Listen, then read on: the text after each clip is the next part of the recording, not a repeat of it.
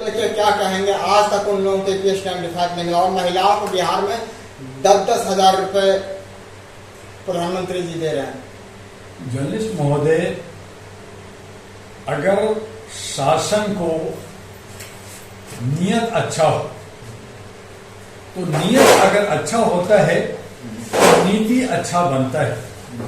ये नीति तो बनाते हैं, योजना परियोजना बनाते हैं। देश के प्रधानमंत्री मन की बात भी करते हैं, बहुत अच्छी अच्छी लुभावना बात करते हैं। ईपीएस 95 जो ईपीएफओ एक संगठन, इनको इन्होंने कहा कि मैं 7,500 प्लस पेंशन के साथ साथ मैं आपको मेडिकल फैसिलिटी और तमाम जो हमारे बुजुर्गों को चाहिए वो मिलेगा। इस पे बहुत सारी मीटिंग हुई, बहुत सारे धरना प्रदर्शन डिबेट हुआ, बड़े बड़े नेता लोग इसमें हिस्सा लिए।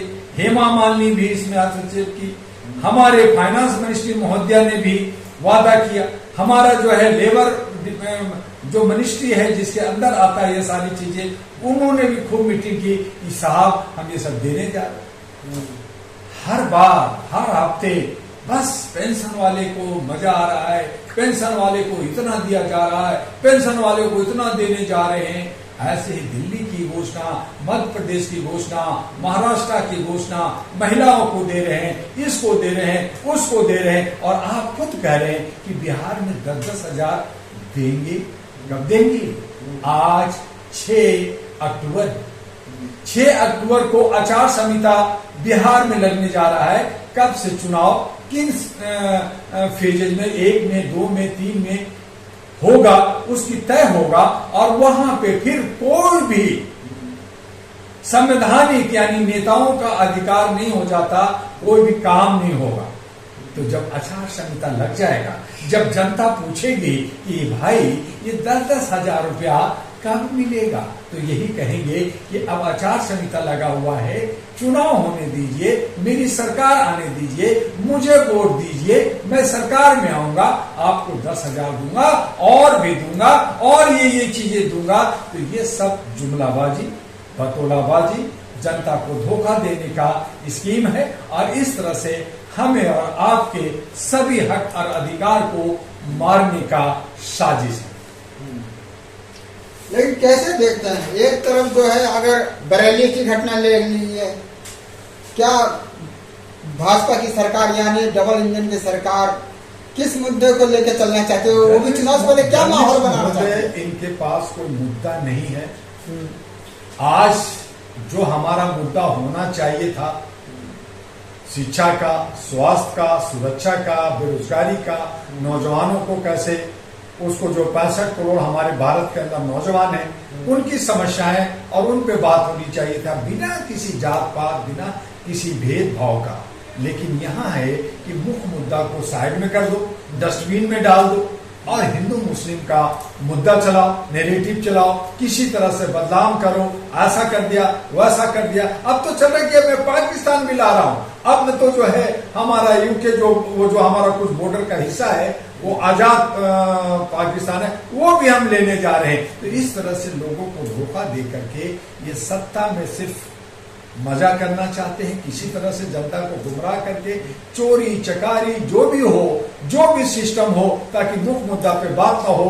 बिहार में चूंकि विधानसभा अब सर पे है, वहां पे आज चुनाव का घोषणा हो जाएगा किस डेट में होगा। फिर 22 नवंबर से पहले बिहार की सरकार बननी है और बाय हुक एंड क्रूक जो सत्ता में है बीजेपी है, वो चाहती है कि ये मुझे बिहार हर हालत में चाहिए और उसके लिए जो मुख्य मुद्दा है उसको भटका रही है। वहां ऐसा है, छोड़ो जी किसका वोट कटा नहीं कटा, बुर्का वाला वोट देगा कि नहीं देगा, बुर्का वाला चेहरा दिखाए, क्या पता कहाँ चोरी हो रहा। तो ऐसी चीजें जो उनको फायदा पहुंचाना है, उनको सत्ता में आना है और वहां के मुख्य मुद्दा जो वहां के किसानों का है, वहां का मजदूरों का है, वहां का विकास का है, उन सारी बातों को दरकिनार करते हुए ये सिर्फ कुर्सी के लिए, चाहे एनडीए हो, चाहे इंडिया हो, चाहे दूसरा अन्य पार्टी हो, सब चट्टे बट्टे लोग जनता को गुमराह करके वोट लेना चाहते, सत्ता करना चाहते हैं। और ऐसी सूरत में जो हमारी योजना परियोजना का, जैसे आपने EPS 95 की बात कर रहे हैं, पेंशन की बात कर रहे हैं, 1600 करोड़ खा गए, अब देंगे कहां से, तो कहीं से करेंगे। ये बात कर रहे हैं कि मैं भूटान में जो है रेलवे लाइन बिछाने जा रहा हूं, अब मैं ये करने जा रहा हूं, इतना 10,000 50,000 करोड़ का खर्चा है, 4,000 करोड़ का खर्चा है, वहां करने जा रहा हूं, बड़े बड़े ब्रिज बनाने जा रहा हूं, बड़े बड़े एयरपोर्ट बनाने जा रहा हूं, और ये सब अपने चंद साथियों को ठेका दे रहा हूं। उसमें अडानी अंबानी आ रहा है, उसमें और बाकी जो इनके साथ है, तो वही सारे साथी लोग मिलकर के सबका साथ अपने साथियों का विकास की बात कर करके हमें और आपको यानी जनता को गुमराह करके लोकतंत्र पे जो है एक तरह का एक आघात है, लोकतंत्र पे जो है ये लोकतंत्र की हत्या है, और संविधान की धत्ता बता करके ये मनमर्जी करके काम करते हैं। और इसमें जो हमारे भेड़ की तरह भागने वाले जो हमारे अंधभक्त लोग हैं, वो ताली थाली बजा के पहले बीमारी को खत्म कर दिया, उसके बाद में जो है गोबर खा लिए, उसके बाद में हमने मूत्र भी पी लिया, तो अब बचा क्या, अब जो ये कहेंगे वही किया जाएगा। इस तरह से लोकतंत्र की समाप्ति अब राजतंत्र का है, मनमर्जी है, उसमें आप कोई भी मांग ना करें, आप पेंशन भी ना मांगे, बस जीते रहे। हम अगर नेता है तो हम पेंशन लेंगे, हम जो है सैलरी लेंगे, आपको हम कुछ नहीं देंगे, हम टैक्स नहीं देंगे, आपसे टैक्स लेंगे, इन प्रकार तरीके से लेंगे। और इस तरह से न सिर्फ बिहार बल्कि पूरे भारत पे 1 नेशन 1 इलेक्शन ला करके मनमर्जी करके मशीन में चोरी करके राज करेंगे। यही नियत है। जब तक नियत ठीक नहीं होगा तब तक बरकत नहीं होगा, तब तक नीति नहीं होगा, और जब नीति ठीक नहीं होगा तो हम सब इसी तरह से ठगे जाएंगे। युवा अगर रोजगार मांगता है तो उन्हें लाठी चार्ज मिलता है, आखिर क्या है मतलब क्या सरकार क्या करना चाहती है? बिल्कुल सही कह रहे हैं, तभी तो मैं कह रहा हूँ जर्नलिस्ट महोदय, बार बार कह रहा हूँ कि नियत नहीं है। नौजवानों को कुछ नहीं देना, पढ़ लिया पकौड़ा बेचो, नौजवान ज्यादा कुछ समझ गया। वैसे तो स्कूल ही बंद कर रहे हैं, बहुत सारे स्कूल उत्तर प्रदेश में बंद, कई राज्यों में बंद हो रहा, क्योंकि गरीब पढ़ाई ना करे, गरीब के पास पैसा नहीं है करोड़ों रुपया। अब मेडिकल करना है तो करोड़ों रुपया होना चाहिए, अगर आपको इंजीनियर करना है करोड़ों रुपया चाहिए, आपको IAS IPS करना है करोड़ों रुपया चाहिए। तो गरीब ना पढ़े, अमीर पढ़ेगा, अमीर पढ़े ना पढ़े, बैकडोर से उसको जो है क्रीम लेयर से उनको ऑफिसर बना दिया जाएगा, बिना IAS किए IAS घोषित कर दिया जाएगा, बिना आपको चाहे एफिडेविट न आता हो, आपने अगर लॉ LLB का रखा है आपको जज बना दिया जाएगा। उसी को तो कॉलेजियम कह रहे हैं। यहाँ पे एग्जाम का कोई कीमत नहीं है, एग्जाम में चोरी है, पेपर खुद ही बना लेते हैं, टीचर को खरीद देते हैं। तो ये पेपर चोर, बोर्ड चोर, गद्दी छोड़ की जो नारा लग रहा है, तो ये बोर्ड चोर हैं, ये पेपर चोर हैं, ये नौकरी चोर हैं, ये हमारे भविष्य का चोर है। ये सब चोरी कर करके ये अपना घर भर रहे हैं, और जनता को कह रहे हैं कि नहीं मैं चोरी नहीं कर रहा, मैं तो थोड़ा बहुत खा पकाता रहता हूँ, चूंकि मेरी लक्षण है, मेरा ये ड्यूटी है, मैं अपनी जो है अपना जो है धंधा कर रहा हूँ, तुम भी अपना धंधा करो, तुम भी जीते रहो, तुम मुझे देते रहो, हम खाते रहे। तो इस तरह से जनता से गुमराह करके, देखो मैं तुम्हें 10,000 दूंगा, मैं तुम्हें 5,000 दूंगा, मैं तुम्हें 25,000 दूंगा, मैं तुम्हें शादी करा दूंगा, मैं तुम बच्चा भी पैदा करो, तुम खूब नाचो गाओ, तुम्हें फ्री में राशन दूंगा, फ्री में गोबर दूंगा, फ्री में जो है मूत्र दूंगा। मुझे अगर मैं बिरयानी खा रहा हूं, अगर मैं जो है पनीर खा रहा हूं, मैं घी पी रहा हूं, तो तेरे को क्या कुछ दे रहा हूं, जैसे अपना कमाई दे रहे हैं या अपने परिवार का दे रहे हैं या देश विदेश के लाके दे रहे हैं। आज भारत के ऊपर ये खा पका करके 255 लाख करोड़ का लोन चढ़ा दिया। अब हर भारत के भारतीयों पर करीब 2 लाख का जो है लोन चढ़ गया। हमने कभी बैंक नहीं दिया, हमने कोई अकाउंट नहीं खोला, हमने कभी 10 रुपया 100 रुपया नहीं देखा, और 2 लाख मुझे देना है, मेरे पे उधारी चढ़ गया।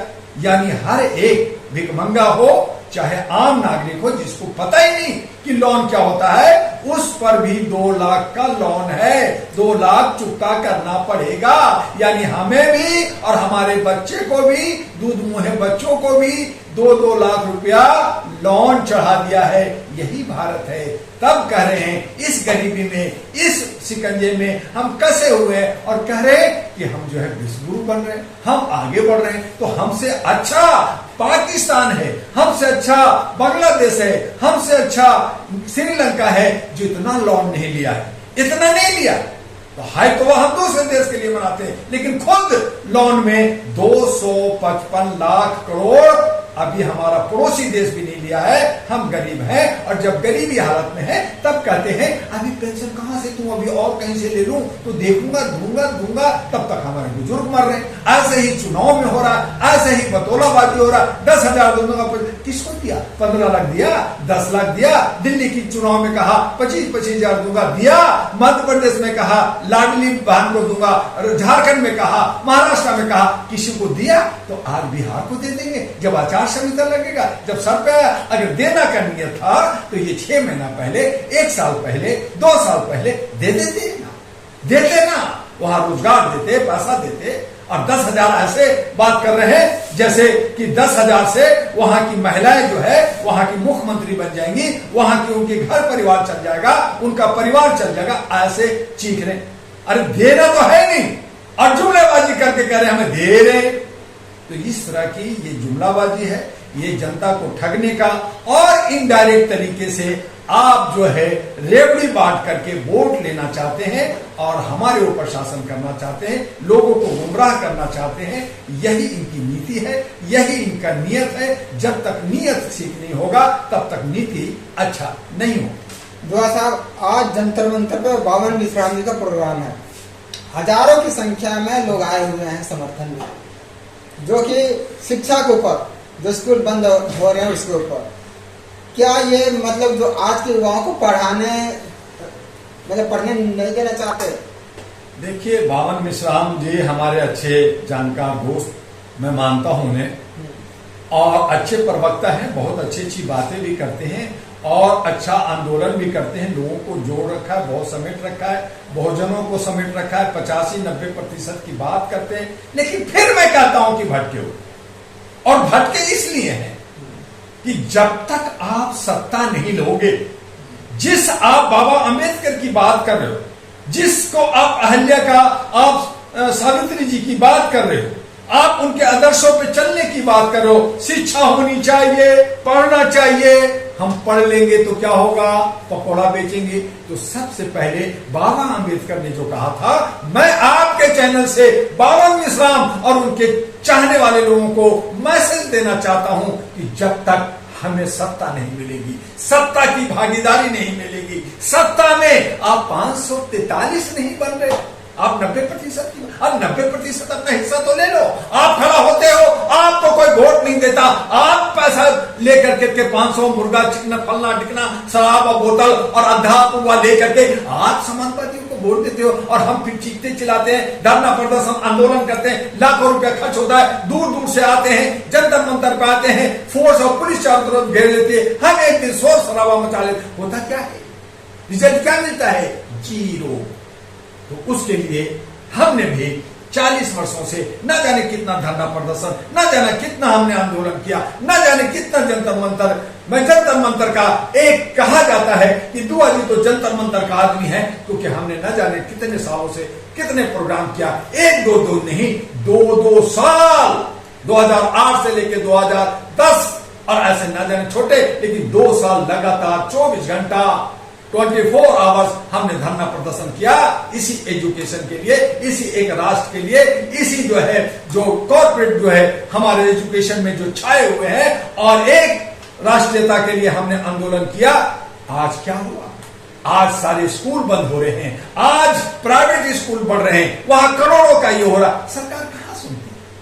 कान में कोटन डाल रखिए, आप कितना भी सुन। बावन मिश्राम कर ले, चाहे और साथी कर ले, वो भी बहुत सारे संगठन अलग अलग टुकड़ा टुकड़ा बन करके एक दूसरे से बट गए, एक साथ हो नहीं रहे, लामबंद हो नहीं रहा। इसलिए मेरा कहना है कि अगर आपको हक अधिकार चाहिए, आपको शिक्षा चाहिए, आपको अपना भागीदारी हिस्सेदारी चाहिए तो अपने समाज से युवा को, जो चाहे इंडिपेंडेंट हो चाहे छोटी पार्टी में हो, आप कॉर्पोरेट को हराइए, आप पारिवारिक पार्टियों को हराइए, खुद जीतिए और पावर में आकर के सारा नीति, सारा जो है एक नियत के साथ अच्छा नीति बना करके, जिसके लिए मैंने कहा पॉलिटिकल अमेंडमेंट एक्ट, जब तक चुनाव आयोग सुधरेगा नहीं, जब तक हमारा सिस्टम में आमूलचूल परिवर्तन नहीं होगा, ये सब राज करते रहेंगे और हम आप जो है धरना प्रदर्शन और बकवास करते रहेंगे, मांग करते रहेंगे। किस बात का मांग? तो मैं क्लियर करना चाहता हूं, अंत में कहना चाहता हूं कि जब अगर हम 85-90% है तो 85-90 मेरा है, 100 में 90 मेरा है, 10 तेरा है, 10 में 11 और 1% देने के लिए तैयार हो तो आरक्षण लो। मैं आरक्षण क्यों लूं? मेरा है, नहीं मुझे आरक्षण चाहिए, मुझे हिस्सा चाहिए। तो हम भटका रहे हैं, हम उनके उद्देश्यों की तरफ जा रहे हैं। हमें साफ कहना चाहिए बावन मिश्राम जी को भी और मुकेश सहनी को भी और तमाम लोग जो जितने भी जो दलित का नेता बन रहे हैं उन तमाम, और मुस्लिम का नेता बन रहे हैं उन तमाम को कहना चाहिए जितना मेरी हिस्सा है, भागीदारी है, जितनी मेरी प्रतिशत है उतनी हिस्सेदारी हमें चाहिए। हमें उसमें कोई इधर से ईट और बट नहीं चाहिए, कम और ज्यादा नहीं चाहिए। अगर हम 85 हैं, अगर हम 90 हैं तो 90% चाहिए। आज 543 में हमारा नेता जो है, हमारा जो है सांसद और विधायक 543 में 500 होनी चाहिए। 500 अगर आप होंगे, 272 में सरकार बनती है। सरकार आपकी मांगने की जरूरत नहीं है, आप कानून बनाइए, आप सिस्टम बनाइए, शिक्षा दीजिए, गरीबों को आगे बढ़ाइए ना।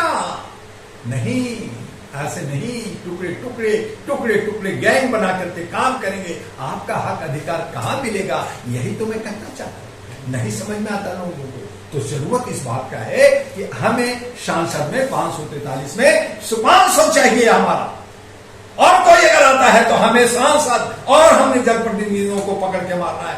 प्रधानमंत्री को हम नहीं चुनते, प्रधानमंत्री को दोष देना ठीक नहीं है। मैं प्रधानमंत्री हमारा नहीं होता, हमारा जनप्रतिनिधियों को द्वारा चुना जाता है। जनप्रतिनिधि अगर अच्छा होंगे तो प्रधानमंत्री भी अच्छा होगा, अगर जनप्रतिनिधि हमारा विधायक अच्छा होगा तो मुख्यमंत्री भी अच्छा होगा। ना हम राष्ट्रपति चुनते, न गवर्नर चुनते, न हम मुख्यमंत्री चुनते, न हम प्रधानमंत्री चुनते और उन्हीं को गाली देते और अपने जनप्रतिनिधि को कुछ नहीं बोलते। अपना हमारा जनप्रतिनिधि देश विदेश घूमता है, मौज मस्ती करता है और चमचागिरी करता है, जयचंदगिरी करता है, भेड़ की तरह चलता है। तो हम अपने घर को ठीक नहीं कर रहे हैं, अपने साथी अपने भाई बहन को ठीक नहीं कर रहे हैं और दूसरे को दोष दे रहे।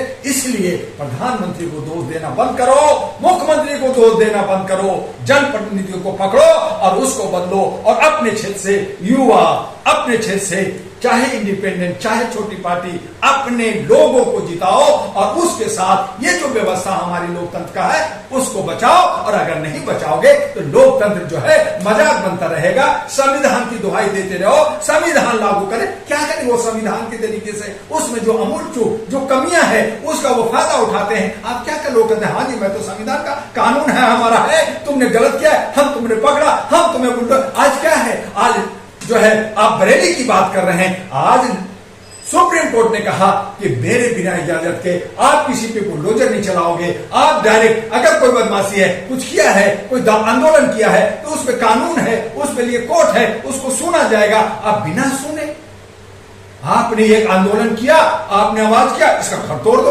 अरे घर क्यों तोड़े भाई? नेताओं ने चोरी डकैती करता है, हजारों हजार करोड़ लेकर के देश से भाग गए हैं बड़े बड़े व्यापारी, उनका घर तो आपने सीज किया नहीं। आपने चल संपत्ति जब्त किया क्या? लालू प्रसाद को चारा घोटाला किया, आज उसका बेटा मुख्यमंत्री है, आज वो आंदोलन कर रहा है, उसके पास पैसा कहां से आया? क्या आपने चल संपत्ति जब्त किया क्या? क्या आपने प्रशांत, आपने जो है शरद पवार का, क्या आपने अन्य नेताओं का, क्या कांग्रेस का या किसी भी पार्टी का, चाहे वो अखिलेश हो, किसी की चल संपत्ति जब्त किया क्या? केस तो करते हैं, लेकिन अगर कोई आवाज उठाता है सामाजिक आधार पर और जो है सांस्कृतिक आधार पर अपने राष्ट्र के लिए, अपने समाज के लिए, अपने मोहल्ले के लिए, जैसे जो है सोनम वांगचुक अपने लेह लद्दाख के विकास के लिए काम करता है, एक टीचर की तरह बच्चों को जो फेल हो रहा है उसको पढ़ाता है, जो अगर कहीं से थोड़ा बहुत पैसा मिला वो खर्च करता है, तो आपने उसको कहा कि तुम आतंकवादी हो, तुम्हारा FCR कैंसिल, तुम्हें जेल भेज देते हैं। तो ये सब हो रहा, जो आवाज दे रहे हैं, जिनको जेल में, जिनको जो है कोई सुनवाई नहीं हो रहा, उसको कोई जो है बेल नहीं मिल रहा, तो यही तो कानून हो रहा। तो आपको न पेंशन मिलेगा, न आपको हक मिलेगा, न आपको घर मिलेगा, न आपको कपड़ा मिलेगा, आपको मिलेगा गोबर और मूत्र।